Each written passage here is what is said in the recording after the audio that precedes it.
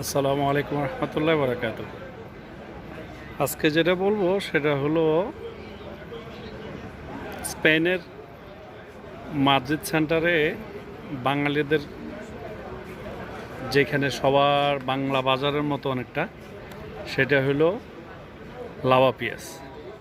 আর lava পিয়াসের স্পেনে যারা প্রথম আসে, স্পেশালি মাদ্রিদে যারা আসে, তারা বাঙালি যারা আছি আমরা সবাই এসে প্রথম যে জায়গাটার নাম শুনে সেটা হলো লাভা পিয়াস।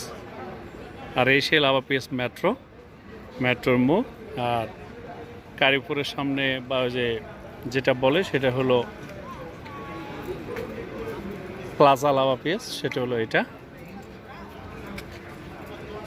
হলো অনেকটা বাঙালিদের যেই আড্ডাখানা বা যেখানে বসে বাঙালিরা সর্বপ্রথম যারা পরিচিত হয়